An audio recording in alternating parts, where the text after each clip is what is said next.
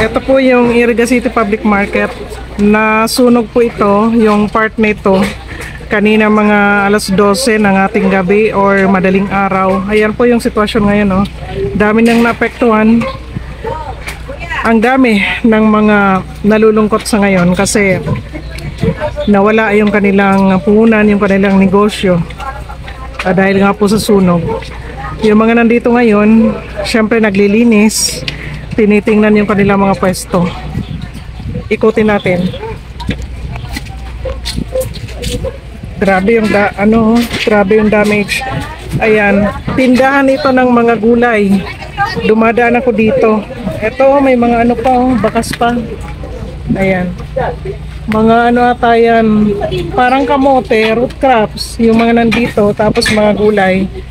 Ayan o, may mga kamatis, may mga sibuyas. Ayan o, grabe.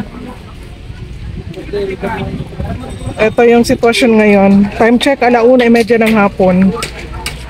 Kagabi kasi, nasusunog dito. Wala tayong masakyan. Doon pa ako sa katabing bayan. Wala nang masakyan. Kaya pumunta ako ngayong araw. Grabe yung sunog. Pero buti na lang, wala pong casualty. Kasi karamihan naman dito sarado paggabi.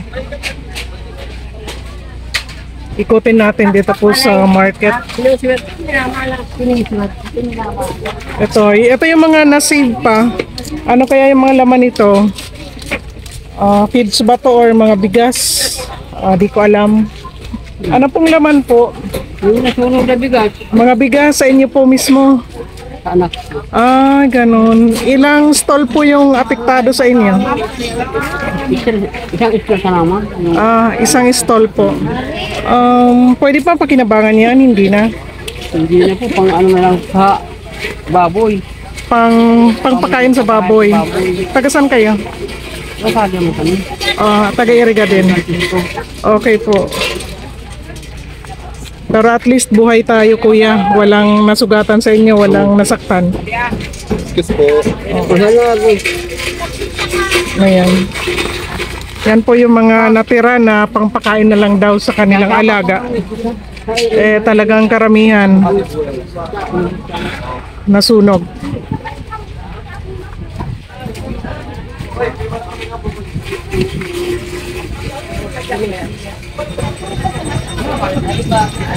Grabe. Buti na lang itong iba hindi nadamay.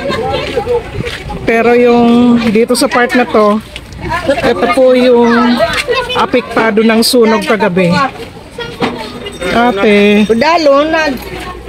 Ayan. Ayan po mga bigasan naman sa part na yan. Grabe oh. Ito yung mga may-ari ng stall, ng pwesto. Karamihan dito sa part na to mga bigas. Mga feeds. Ito oh. Grabe. Shut up. Ito yung mga may-ari ata to or mga tao dito na nag-aano ng ano. Ayan. Grabe yung sitwasyon. Dito sa kabila, buti hindi yan nadamay.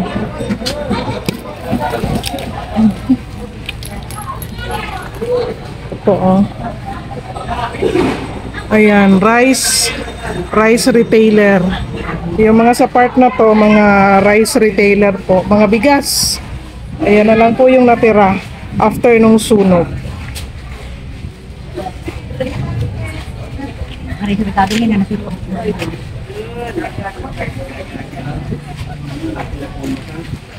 Ayan, may mga soft drinks. Pero sayang oh, mga ano talaga dito. Ayan, yung mga bigas. Ayan po, iniipon nila yung mga bigas.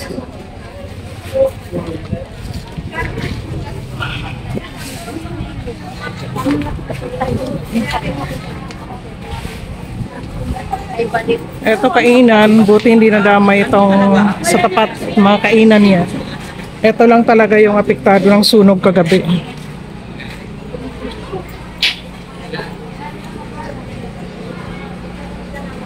Kawawa naman yung mga may-ari nitong pwesto. Ganun talaga yung sunog, parang magnanakaw yan, hindi natin na-expect.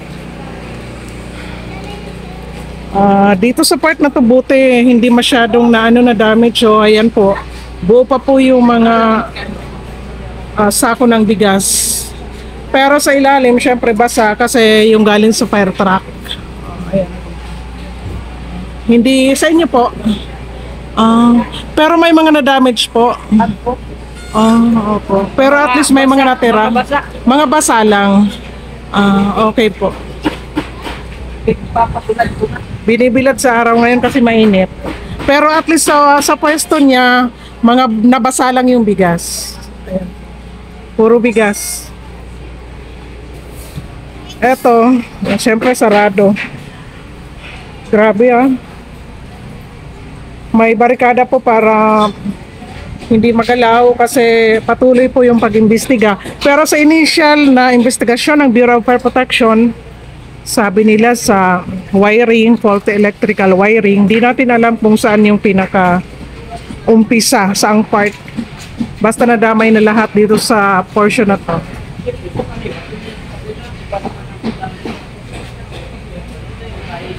Grabe Ingat po tayo sa sunog. Ayan. Lalo na ngayon, kahit po medyo malamig pa yung panahon, lalo pag gabi, pero unti-unti nagpaparamdam na po yung init. Lalo na pag pumasok na po yung March, yan na talaga yung tag-init, grabe. Kaya mag-ingat po tayo sa sunog. Pero yun nga, hindi inaasahan, kaya wala po tayong magagawa. Kawawa naman yung mga negosyante.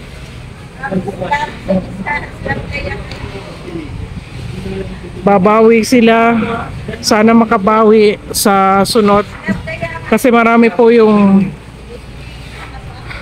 nalugi sa kanilang negosyo. Imagine isang sako pa lang ng bigas ngayon magkano na? 2.6, 2.4. Kuya, may-ari ka po? Stall owner ka? Hindi. Hindi. Yung isang sako ng bigas may 2.6, may 2.4. Depende sa quality, sa kilo ng bigas.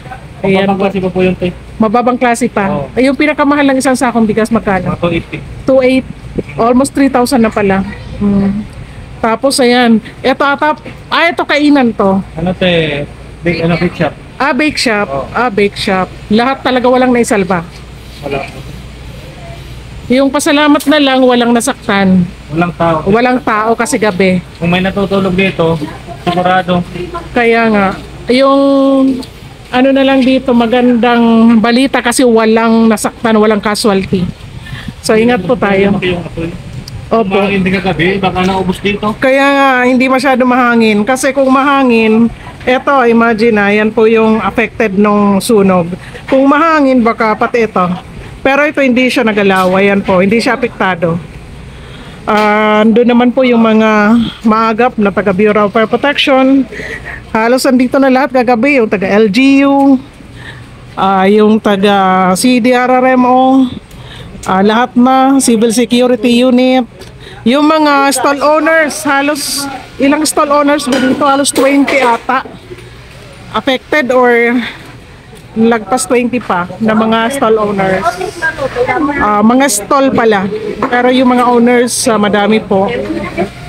So, ayan. Grabe.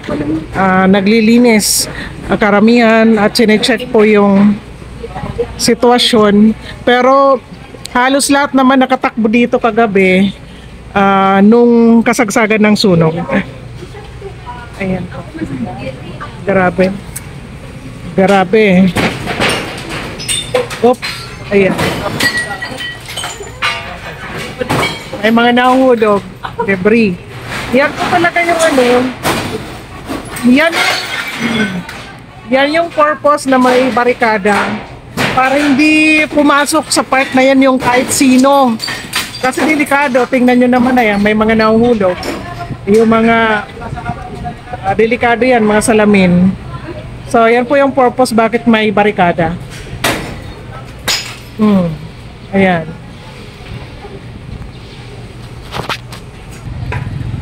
Umikot pa ako dito pa ako sa main road. Ito po. Ayan, yan po. Doon ako sa part na yun galing, oh, doon sa dulo. Ito po yung lugar kung saan nangyari po yung sunog kagabi. Ayan po. So ayan, yan po yung sitwasyon. Ito buti to hindi nadamay, oh. Ayan po, Maritatas section. Ito si ate, oh, yung mga bumibili pa ata ako dyan ng mga ano, cellphone accessories. Kawawa naman. Ito po yung sitwasyon, no. Ayan, dun sa part na yan may Lotto outlet dyan, no. Daming tumataya dyan, pero ngayon ayan, naapektuhan ng sunog. Grabe. Ito. Ayan po. Amoy usok talaga dito. Yan po yung sitwasyon, no. Daming mga paninda dyan. Iba-ibang klase ng paninda. Ito po yung sitwasyon. Ayan. Hello po. Ito sa harap, buti hindi sila naapektuhan. Ayan. Hindi naapektuhan ng sunog. Diyan lang talaga sa kabila. Opo. Sige po. Ayan po. Eto, dami talagang kalat. Siyempre, after ng sunog, ito po yung resulta. Ayan. Amoy usok. Ayun, o. May natira pang pansit. Ayan, medyo buo pa siya pero hindi na rin pwede pakinabangan. Kawawa po talaga pag ganito yung sitwasyon. Pero isang bagay na lang po yung pasasalamat nila kasi wala nga pong casualty, wala pong nasaktan, wala pong namatay. Time check 1:47 ng hapon. Yan po. Ito yung sitwasyon dito po sa Circumferential Road ng Iriga City Public Market. Ingat po tayo mga kalakwatsa para hindi po tayo mabiktima ng sunog.